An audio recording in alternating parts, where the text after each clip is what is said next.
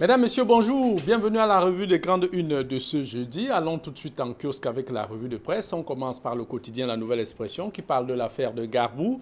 La partie civile absente. Le journal indique que le procès des militaires qui avaient assassiné 21 personnes, dont des femmes et enfants, dans cette localité du Nord-Ouest se déroule au tribunal militaire de Yaoundé, sans des familles des victimes coincées dans le Nord-Ouest. Le journal parle aussi de filouterie. Doc Collins traqué. Le député RDP s'est accusé par 19 villages du canton à de vouloir confisquer plus de 2000 hectares de terrain. Une procuration datant de 1992 lui avait été accordée et jusqu'ici pour gérer les biens au nom de ces terres reçues au nom de la communauté, mais il n'en est rien du tout. Il se comporte comme si c'était son affaire personnelle. Le journal parle aussi de Bamboutos, du cannabis détruit. La culture de ce stupéfiant était dissimulée dans un champ de maïs de 5 hectares dans l'arrondissement de Bacham. Il a été totalement réduit. Le journal parle aussi de Garoua avec un orage qui fait 3 morts. Les intempéries ont également fait de nombreux blessés. Le quotidien Le Jour parle d'examen officiel, le scandale des épreuves. Le journal indique que pour des raisons encore inconnues, l'organisme chargé de l'organisation des examens certificatifs du second cycle francophone se trouve dans l'incapacité de produire à temps des épreuves. Le journal évoque aussi la couverture santé universelle. Où en est-on? Question posée aux autorités gouvernementales. Le journal indique que le projet sommeille depuis des années dans les tiroirs du gouvernement. Le journal parle aussi de la Coupe de la CAF avec Coton Sport de Garoua qui recuse les arbitres du match retour. Des arbitres maghrébins, donc 2 Tunisiens et un Libyen ont été donc désignés pour diriger ce match, ce qui pourrait laisser planer quelques suspicions de la part des supporters de Coton Sport et même des Camerounais. Le quotidien Émergence parle de Human Rights National Commission declares inability accessing detainees. Le journal précise ainsi que l'accès aux détenus dans les prisons n'est pas possible, ce qui est une violation des droits de l'homme. Le journal parle aussi de probatoire. Il passe son examen à 62 ans. C'est là-bas dans le département de la Vina, au lycée de Garoua-Djamboutou. 62 ans, ce candidat a tenu donc à passer tous ses examens. Il tient à obtenir ses diplômes. Le journal Mutation parle de couverture santé universelle en sa une. Au bloc inertie, écrit le journal qui indique que le projet est coincé dans les parapheur du gouvernement, ce que le ministre de la Santé publique a dit aux députés lors de son passage à l'Assemblée nationale. Le journal parle d'exploitation sexuelle. Le gouvernement condamne ce qui s'est passé dans cette affaire impliquant un journaliste et une adolescente et le gouvernement qui a donc fait une sortie au rang desquelles la ministre de la promotion de la femme et la famille, la ministre des Affaires sociales, la ministre des enseignements secondaires, le secrétaire général du ministère de la Communication. Le journal Diapason parle de finances publiques. Où va l'argent du Cameroun?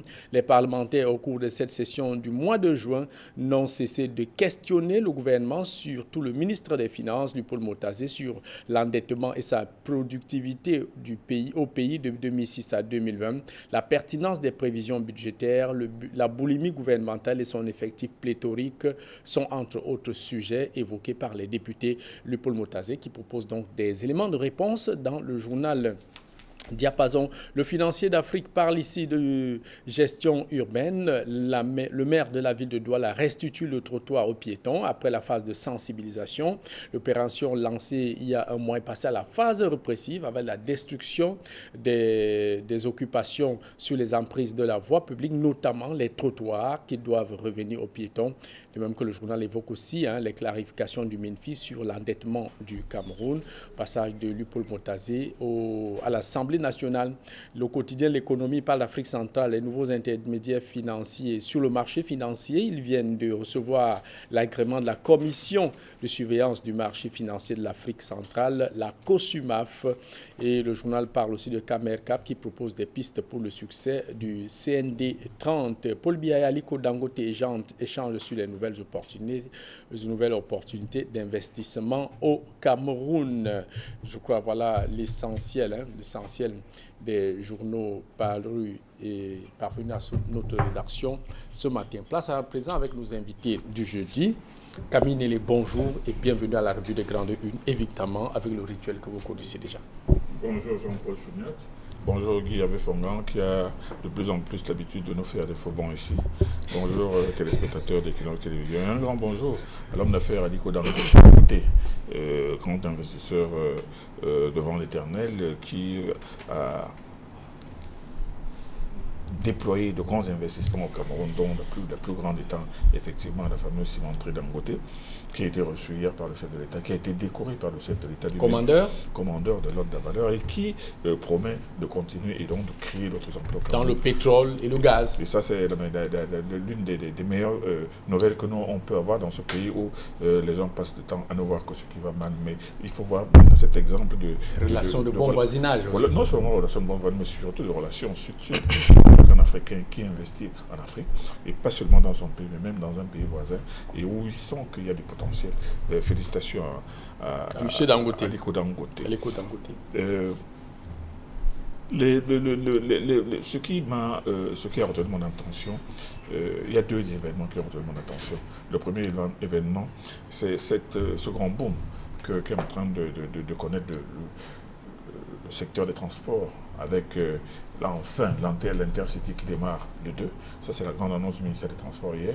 Et maintenant qui va certainement donner du baume, mettre du baume au corps des Camerounais qui ont de la difficulté à voyager entre le Douala et Yaoundé et cet autre axe de rail qui vient non seulement de l'étranger, mais qui relie le Cameroun jusqu'au port de Kribé, qui vient de Guinée, je crois, et qui relie le Cameroun. Et tout ça, c'est des rails qui continuent, c'est le secteur de rails qui continue à connaître une implosion. Moi, je pense que ça aussi, c'est une bonne nouvelle pour démontrer qu'au Cameroun, tout n'est pas seulement sinistre, mais qu'il y a des choses qui vont dans le sens du développement.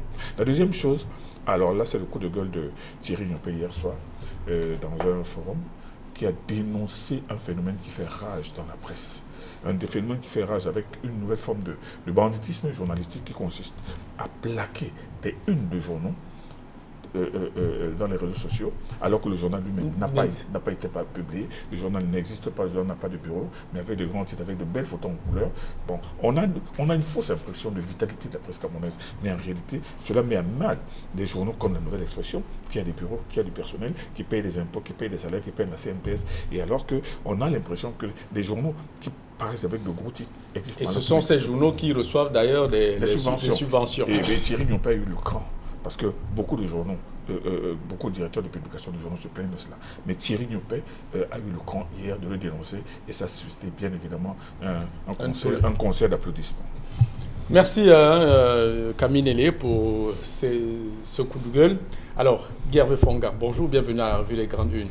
Bonjour Jean-Paul Avoir de l'Est et bonjour aux nombreux téléspectateurs qui prennent le même plaisir à regarder la revue qualitative des journaux paraissant au Cameroun. Et bonjour doyen Camille Nélé, que toute l'Afrique nous envie. Je suis heureux de constater qu'il est tout clinquant et qu'il est debout, mais sans livre à dédicacer. En tout cas, avant de vous demander la question rituelle, à savoir quelle actualité qui vous a marqué, évidemment, où est passé Politique Sebdo? Non, parce que oui, c'est pas très bien. Le dernier numéro est en cours, on est peut-être reçu, mais vous le recevez peut-être à la fin de l'émission. Ça, c'est certain. Alors, ce qui vous a marqué? Relictine, c'est au courant de Relictine. Alors, moi, ce qui m'a marqué, c'est l'actualité qui se passe en Côte d'Ivoire. Parce que, voyez-vous, je suis de ceux qui pensaient que le retour de Gbagbo allait ramener une certaine accalmie, que les gens, qu'on allait vivre ensemble, une sorte de brave des paix. Mais je me rends compte que les choses risquent d'aller de mal en pire, parce que, voyez-vous, il y a une vraie fausse annonce de divorce entre Gbagbo et Simone, qui est quand même sa compagnonne de 50 ans de compagnonnage. On ne se sépare pas aussi facilement d'une femme de 70 ans. Moi, ça m'a un peu heurté de savoir que la réconciliation dont on parle ce n'est pas pour demain la veille. Et la cerise sur la bêtise, c'est la condamnation il y a quelques jours de Guillaume Soro, qui a été condamné à perpétuité. Ça veut dire que... Il ne reviendra pas dessus vite en Côte d'Ivoire, voilà, ça veut dire qu'on n'est pas sorti de l'auberge, contrairement à ce que beaucoup pensaient, comme moi, qu'avec le retour de Gbagbo, on serait attendu à ce que... Guillaume Soro allait aussi rentrer. On allait aussi rentrer. Blé allait rentrer. Contrairement, ça veut dire que tel que c'est en train de s'enchaîner là, ce n'est pas pour demain la sérénité des cœurs et des esprits en Côte d'Ivoire. Le président Ouattara ne fait pas confiance à... risque d'arriver d'ici à là. Et c'est très dommage, c'est très regrettable parce que nous sommes de ceux qui espéraient qu'il y aurait un vent d'apaisement. Un vent d'apaisement avec le retour de Gbagbo. Mais là, les choses sont en train de s'enliser et de s'empirer. Jean-Paul Chenel, je ne pense pas que ce soit seulement un problème de confiance parce que tout le monde espérait qu'avec le retour de Gbagbo, on passerait complètement l'éponge sur tout. Or, surtout, Monsieur Soro, Guillaume Soro fait partie de ce tout. Et moi, je pense qu'au-delà de sa condamnation... Blé aussi. Parce que ce que les gens savent aussi, c'est que Laurent Gbagbo avait aussi été condamné en Côte d'Ivoire. Vous comprenez? Tout à fait. Et Guillaume Soro condamné en Côte d'Ivoire. Moi, je pense que le président Ouattara aurait fait preuve de tabula rasa. Voilà, tabula rasa. Et de dire à tout le monde, de rassembler tout le monde, de dire, bon, maintenant, regardons dans la même direction. Faisons table rase de tout ce qui s'est passé. Malheureusement, il règle la moitié, il vide la moitié du verre, et maintenant il laisse l'autre moitié. Et comme on sait que Guillaume Soro c'est un teigneux, Guillaume Soro, on a vu de quoi il a été capable. Bon, donc moi je pense que cette réconciliation-là, il faudrait la reconsidérer. Au besoin même faire une marche symbolique de tous ces acteurs et applaudir par la preuve. Ouattara n'était pas à l'aéroport pour accueillir Laurent Gbagbo. C'est un acte symbolique qui est très fort, qui qu'il aurait pu pour au moins sauver les apparences. Moi, on n'est pas sorti de l'auberge, malheureusement. On n'est pas sorti de l'auberge. Pour sortir de ce sujet, moi je me souviens d'une scène terrible que j'ai vécue à N'Djamena en 2007. En 2006, le 3 avril 2006, il y a des rebelles du FUC, c'est-à-dire que le Front Uni pour le Changement, qui avait attaqué N'Djamena, qui est arrivé jusqu'à N'Djamena. Ce front-là était conduit par un certain... bon, bref, ce général-là, il est arrivé, les troupes ont été défaites, mais un an plus tard, Idriss Déby a fait la paix avec ce général. Il est rentré à N'Djamena, main dans la main. C'était un signal fort. Le général Mamad Nour. Et aujourd'hui, c'est ce général Mamad Nour qui avait fait la paix avec Idriss Déby, qui fait partie même du CNT aujourd'hui. Donc, vous avez été des adversaires, même des ennemis. Il faut avoir cette capacité de se remettre ensemble. Une phrase. Est-ce que vous imaginez, au bas de la passerelle, ce n'est pas le sujet. Alassane Ouattara accueillant Laurent Gbagbo et l'embrassant symboliquement, ça aurait été un acte fort qui parlerait aux Ivoiriens et à toute l'Afrique. C'est ce que nous disions tout à l'heure. Alors, passons au premier sujet. L'actualité, évidemment. Guerre Fongan, cette sortie du gouvernement hier pour cette affaire de dépravation des mœurs, comment vous l'avez trouvé? Une Catherine Abena qui parlait pratiquement comme une maman et non comme une ministre. Je confesse mon inconfort en parler dans un média traditionnel. Je m'étais dit que c'était tout à fait... Je parle simplement de cette sortie du gouvernement. On n'est pas là pour juger X ou Y. On parle de cette sortie du gouvernement. Comment vous l'avez trouvé? J'ai envie d'avoir une seule lecture. Oui. Une seule. La seule qui me semble avoir droit de citer. C'est aujourd'hui la démultiplication des canaux d'information finit par inverser l'ordre des choses. C'est la pression des réseaux sociaux, la levée de bouclier observée sur les réseaux sociaux qui a, à mon sens, a été le détonateur qui a poussé le gouvernement à réagir et à se prononcer sur cette question. Ça veut dire que contrairement à ce qu'on pense, la vérité n'est pas toujours où on croit. Si, de plus en plus, on a affaire à une foule qui sache faire foule, même en se mobilisant uniquement sur les réseaux sociaux. Si les réseaux sociaux n'avaient pas non, fait le gouvernement ne serait pas sorti. Non, ce serait passé inaperçu. Comme d'habitude, ce serait passé inaperçu. Je crois que c'est le tollé observé depuis environ une semaine déjà, la mobilisation, la levée de bouclier qu'il y a eu, qui a obligé le gouvernement à prendre position et à réagir. Et on souhaiterait... Parce qu'on a quand même vu des leaders d'opinion... tout à fait, sur les réseaux sociaux, oui, effectivement, c'est ce que je suis en train de dire. Donc on souhaiterait le gouvernement réagir ainsi sur d'autres sujets. Il y a une levée de bouclier collective de toutes les composantes de la société qui ont pris position, qui sont prononcées. Et ça oblige le gouvernement à réagir. Je crois que pour moi, c'est ce que je préfère retenir. Que chaque fois que le peuple, n'ayant que ce...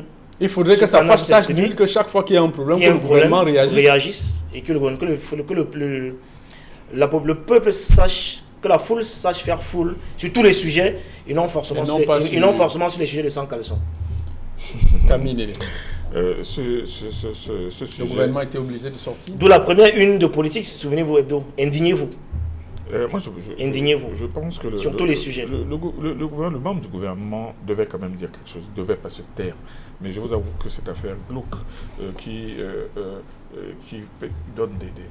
provoque des frémissements à tous les niveaux de la société, aussi bien qui provoque qui suscite la délectation des uns, qui suscite l'ire des autres, qui suscite maintenant les cris scandalisés des autres.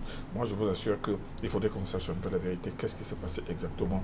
Parce que avoir le concert d'accusation, le concert de défense, le concert de tir de barrage, c'est-à-dire qu'on se demande... Est-ce que le fait aussi qu'on voit quand même les avocats des deux partis qui mettent pratiquement aussi tout sur les réseaux sociaux? Et c'est pour ça que j'ai toujours dit que les réseaux sociaux... Vous avez vu les documents TCS dans les réseaux sociaux, c'est un effet de mode.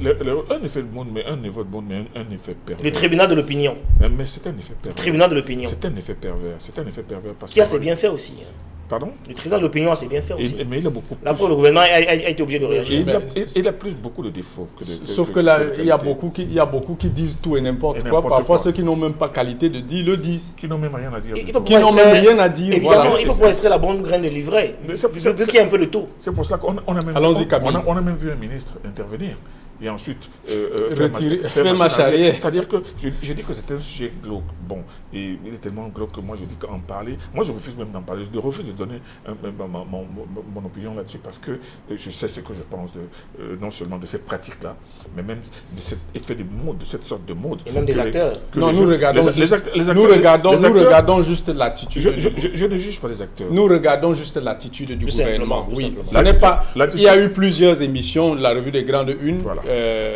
Bien après cette affaire, on n'a jamais parlé. Donc ici, on ne peut pas, un sujet ne peut pas être dans les journaux sérieux. On n'en parle pas. C'est le gouvernement d'hier qui nous intéresse. Exactement. Qui a certainement suscité votre réaction. Tout à fait. Moi, je pense qu'il fallait bien que le ministre, justement, dise quelque chose. Bon, le reste, maintenant, on va voir. Est-ce que cette affaire aura une suite judiciaire? Est-ce qu'elle va continuer? Dans les propos de Madame la ministre, elle a clairement qualifié les faits. Elle a dit un certain nombre de choses. C'est justement sur ça que je voudrais qu'on s'attarde. Est-ce que quand le gouvernement ne peut pas s'aventurer sur une affaire et faire de telles déclarations, Camille? Parce que c'est quand même une affaire grave, une affaire assez grave qui non seulement interpelle la morale dans notre pays, mais qui interpelle aussi le souci de la protection de la jeunesse et surtout des jeunes. Moi, je pense que ce ministre a dit des choses de manière assez simple. Et assez ferme d'ailleurs. Simple mais ferme, mais seulement on a vu que derrière cette position, cette posture, on a compris exactement ce que un membre du gouvernement et certainement tout le gouvernement doit penser de cette affaire, je le répète, qui est absolument glauque. Il faut pas et Jean-Paul, vous avez bien fait... Peut-être qu'il faut déplorer. Oui, non, tout à fait, il faut déplorer. Vous avez bien fait de dire qu'hier, on a davantage écouté une maman d'aucun ministre. Et c'est de bonne guerre, parce que voyez-vous, même vous en tant que parent. Tout à fait.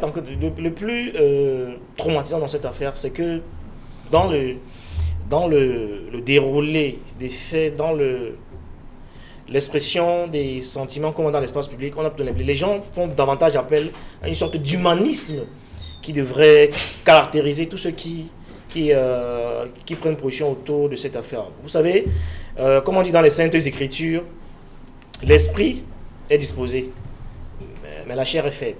Donc il peut arriver que vu qu'on a des êtres psychosomatiques, c'est humain, on peut avoir des faiblesses et trébucher et tomber, mais il faut avoir la capacité parfois de faire acte de contrition et espérer obtenir des cléments. Donc c'est une maman qui est partie tout à fait normale, même tous ceux qui aujourd'hui peut le mettre, la plupart, d'ailleurs c'est une tendance lourde, mettre en avant le fait qu'ils soient parents, qu'on ait des sœurs, on a des femmes, donc c'est ça en fait qui dérange. On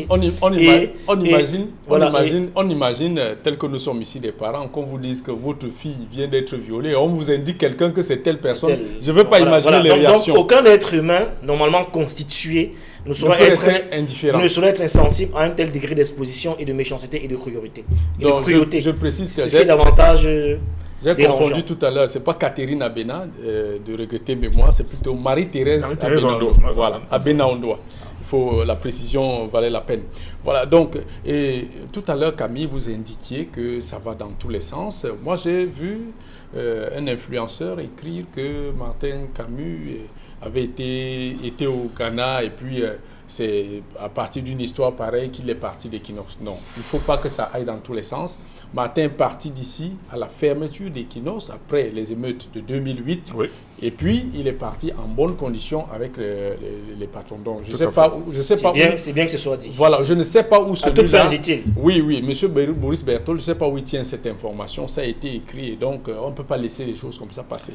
Et c'est pour ça que vous étiez là à l'époque, je crois. Oui, j'étais là. C'est pour cela, Jean-Paul Chignat, que je vous dis toujours que cette nouvelle faune de communicateurs qu'on appelle les influenceurs, je ne sais même pas ce qu'on met dedans, mais ces influenceurs usent le plus souvent d'une mauvaise influence, parce que ça va dans tous les sens. Ça fait finalement la manipulation. Non, c'est la manipulation. Donc, les faits sont là, laissons-les tels qu'elles sont, la justice saura apprécier. On sort donc de ce sujet, je vous l'ai dit, on a évoqué puisque les journaux en ont parlé. Parlons à présent de cet autre sujet, à la une du quotidien, la Nouvelle Expression, qui parle de l'affaire Gbagbo, la partie civile absente. Et la raison évoquée ici, c'est que les victimes, les familles des victimes seraient coincées dans le nord-ouest, impossible de bouger. Est-ce que, Gervais Fongan, pour vous, la présence de la famille est-elle forcément nécessaire pour faire avancer le procès? Oui, si on a un véritable souci de faire jaillir la vérité.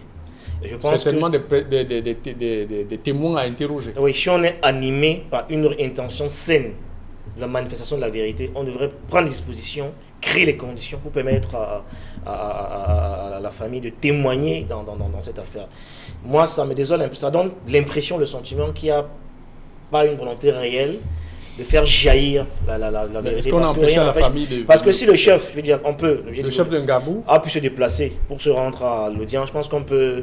Le gouvernement est capable de mettre toutes les dispositions qu'il faut pour faire intervenir. Si c'est un témoin capital, vous avez vu dans des... en tout cas, rien ne dit que c'est qu'il y a des témoins parfois qui sont protégés rien ne dit que jusqu'au jour de leur témoignage à l'audience. Rien ne dit que les témoins centraux de cette affaire au sein de la famille n'ont pas été interrogés jusqu'ici. Jusqu'ici, on ne peut démontrer le contraire. On constate simplement ensemble que ceux qui étaient censés être présents à l'audience ce jour-là ont été bloqués à Bamenda, n'ont pas pu venir, alors que le chef de Gbagbo s'est rendu à l'audience. Ça veut dire qu'il était également possible de faire déplacer les témoins, si jamais ils sont capitaux, en tout cas, aussi comme de les avoir à l'audience. Si on est animé par une volonté de faire jaillir la vérité. C'est comme d'autres procès où parfois les parties ne se présentent pas toujours. Camille Nélé. Il faut replacer l'affaire dans son véritable contexte. Qu'est-ce qui s'est passé? Il s'est passé qu'il y a eu un détachement, une escouade de l'armée a fondu dans un village un jour, une nuit, en pleine nuit, conduit par non seulement des membres du comité de vigilance, mais aussi par des quelques civils qui leur ont dit que tel endroit, à Gbagbo, il y a un campement de terroristes là-dedans. Ça s'est passé en pleine nuit. Il y a eu des coups de feu qui ont été tirés en pleine nuit, dans l'obscurité la plus totale.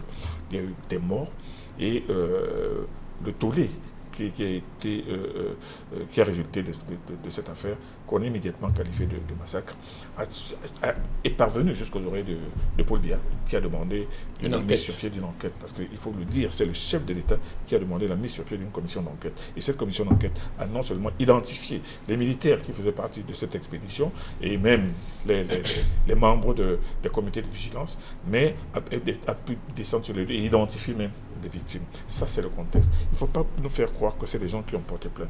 C'est le président de la République lui-même qui a ordonné une enquête. Et cette enquête a amené les uns et les autres à comprendre que c'était une opération militaire. Mais une opération militaire qui a été mal menée, mal conduite, et maintenant Mais l'enquête, c'est après la polémique. Il faut remettre tout le contexte. Non. Pas brûler les étapes.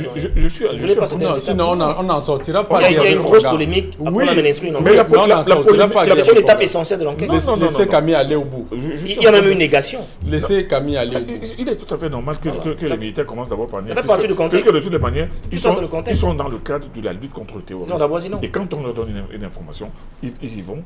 on me dit que c'était au Mali. Il y a eu cet émoi qui a été suscité justement par cette opération qui a été mal conduite et qui en réalité dans le jargon militaire peut être considéré comme ce qu'on appelle des dégâts collatéraux. Les gens sont arrivés, ils tirent dans le noir sur la base d'une information vraie ou fausse ou avérée, mais il n'en demeure pas moins que Ngabeu était quand même un endroit qui était identifié comme l'une des bases, ou l'une des étapes ou des escales de ces terroristes-là. Donc, le chef de l'État a ordonné une enquête. On a identifié les militaires qui ont dit exactement ce qui s'est passé et on a compris tout de suite qu'il y a eu non seulement violation de consignes dans la mesure où, dans une opération comme celle-là, on devrait prendre plus de précautions et on ne devrait pas seulement être conduit par des civils qui peut-être, eux, ne connaissent pas tous les codes. Et parfois, ont même leur compte personnel à régler. Tout à fait. Donc, on se retrouve aujourd'hui, à la phase judiciaire. Bon, vous avez posé une question à Guy Fongan, à savoir si la présence de ces témoins était nécessaire. Qui vous dit même que ces témoins ont vu quelque chose? Ils ont seulement constaté les dégâts après. Parce que dans le noir, on ne pouvait rien voir dessous. Mais ce qu'on sait, c'est qu'on a compté les morts, on a identifié les morts, et maintenant, c'est désormais une affaire de justice. Bon. Le chef qui a été l'un des témoins, lui-même ce chef-là, n'a pas vu les événements. Parce que dans son témoignage qui a été publié dans la presse la semaine dernière, il dit que c'est le matin qu'on l'a appelé et qu'il a trouvé les corps, il a identifié. Mais lui-même n'a pas vu. Il ne peut pas être considéré comme un témoin, c'est quelqu'un qui a vu. Un témoin et même en tant que chef de village, on ne peut pas instruire une affaire sans que soit écouté. Donc maintenant... et puis le chef a un réseau de renseignements qui lui parviennent. La partie civile absente, oui, certainement, d'abord parce que cette affaire se passe à Yaoundé. C'est le tribunal militaire saisi de Yaoundé, qui a mené cette affaire à Yaoundé de telle manière que on ne peut pas, comme a demandé l'auteur de cet article, ramener cette affaire au niveau du tribunal militaire de Bamenda pour que les familles puissent se déranger. Non, c'est une affaire instruite par le chef de l'État. Il est tout à fait normal que ce soit le tribunal militaire lui-même avec le président du tribunal militaire qui puisse juger. Et moi, il ne faut pas toujours passer le temps à suspecter une justice militaire qui elle-même est mise en mal et surtout qui souffre énormément de cette crise. Donc moi je pense que c'est une affaire qui est en train de se diriger tranquillement. Une justice qui est d'ailleurs très sévère, hein, ça il faut le préciser. Ah mais elle est sévère, notamment contre les militaires qui posent des actes contre le viol des consignes, ou même peut-être des consignes qui sont outrepassées. Donc moi je pense que c'est une affaire assez sensible, assez délicate. Et moi je pense qu'il serait prudent pour la presse de la traiter avec beaucoup de circonspection. Pour sortir de cette émission, on va évoquer un sujet. Guy Fongan, le maire de la ville qui a engagé depuis quelques jours la démolition systématique de tout ce qui est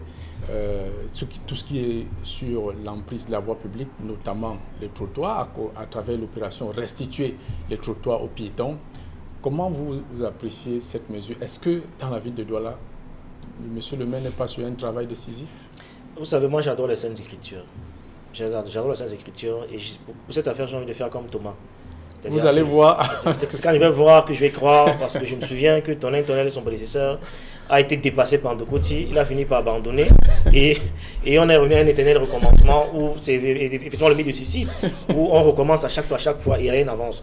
Non, je pense on a l'impression, surtout Douala, qui est une ville chaude et qualifiée de rebelle par certains, qu'on est dans un no man's land où chacun peut faire ce qu'il veut. Il est difficile par exemple de partir de la douche jusqu'à la soudanaise en toute sérénité parce que les deux côtés du trottoir sont occupés.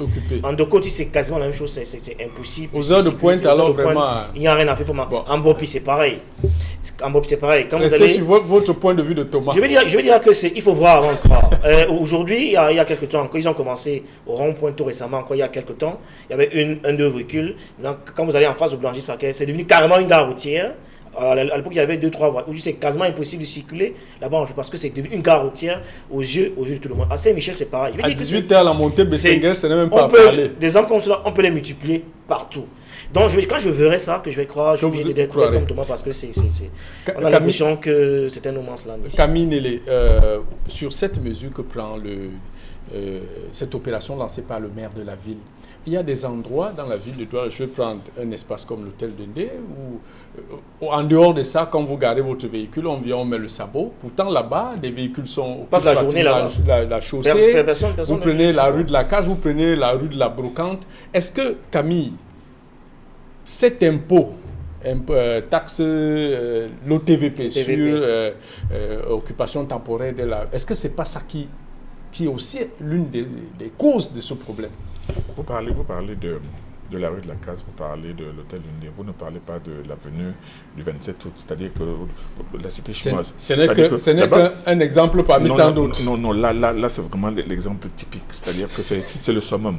C'est-à-dire que là, ce ne sont pas les trottoirs uniquement qui sont occupés. La chaussée, les terres pleines. La chaussée et les terres pleines. C'est-à-dire que, parce que l'hôtel Lundé aussi... C'est encore même organisé. C'est organisé, mais sauf que c'est sur la chaussée. Mais même c'est aussi, non seulement sur les trottoirs, sur la chaussée. Moi je pense que je m'en tiens à votre analyse de ce matin.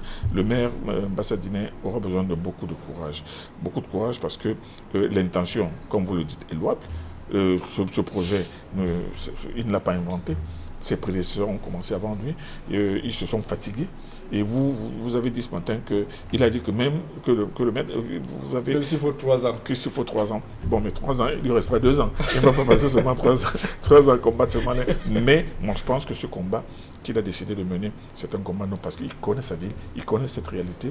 Et maintenant, il a déjà commencé, puisqu'il descend sur le terrain lui-même. Il est sur le terrain pour faire comprendre... Avec le préfet? Avec le préfet et avec la police et la police municipale. Donc, ça ne va pas être une affaire facile. Vous avez dit, je retiens aussi ce que vous avez dit, que Douala est une ville tellement compliquée. Vous les enlevez aujourd'hui, 2-3 jours, ils ne sont pas là. Au 5e jour, dès qu'il n'y a plus de policiers, vous revoyez exactement la même chose. On a l'impression même que les effectifs vont doubler.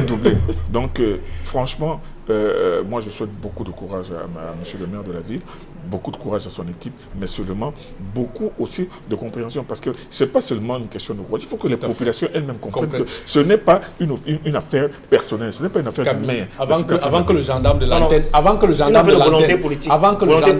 gendarme de l'antenne n'arrive, je veux poser un problème simple. Oui. Est-ce qu'aujourd'hui, le trop plein de population qu'on a à Douala, c'est parce que justement Douala, c'est le seul endroit où un Camerounais qui se relève dans une région où il n'y a pratiquement rien, trouve que ce n'est qu'à Douala que je peux venir. Non. Est-ce que c'est pas ça? Aujourd'hui, on peut installer les gens en périphérie. Non. Quand je parle de volonté politique, souvenez-vous, ici, il y a quelques années, on avait parlé du déplacement des agences de voyage. Et quelque part, il y a ça. Ça fait peut-être 4-5 ans plus tard, personne n'a bougé. Ils sont tous au centre-ville. Alors qu'on avait... Contrairement à ce qui avait été fait à Yaoundé. Ils sont tous au centre-ville. Non, alors que vous savez, je pas de volonté politique. Au début, il était question de les déplacer vers la sortie de la ville. Personne n'a bougé. Même quand on déplace. Personne n'a bougé. Ils sont tous au centre-ville. Même quand les populations sont déplacées hors de la ville, allez regarder ce qui se passe. Pas des agences de voyage. Non, je parle de... Personne n'a bougé. Allez regarder ce qui se passe du côté des villages. Les gens, la base n'est plus à l'intérieur de Douala. Avec les accidents qu'il y a eu récemment, là, des gens qui occupent la chaussée pour vendre. Et pourtant, ces personnes-là sont dans la périphérie. Donc moi, je pense que ce n'est pas seulement une question de ville. La ville, il faut comprendre le phénomène des grandes villes. Il est vrai, il y a l'attrait des grandes villes sur les populations qui viennent des populations rurales, mais il y a aussi cette réalité, c'est que dans un pays, la société est mouvante et les gens estiment qu'ils ne peuvent se diriger que vers là où ils peuvent trouver un mieux. Donc le problème de Douala est compréhensible. Il est valable, il est tout aussi valable pour Yaoundé. Aller sur l'avenue Kennedy. Aller sur l'avenue Kennedy, malgré le combat que mènent les délégués. On a mené le combat, même Diabo a mené le combat, il est parti là. Je pense que les pieds dans le plat. C'est un problème d'absence de vision et de prospective. Non, c'est pas une question de vision. Moi, je connais quelqu'un qui est venu ici, qui est ingénieur de pont et chaussée à l'époque du maire comme là, dans la tribune, qui était disposé à créer un passage, une sorte de pont dans le Koti, sans casser une seule maison.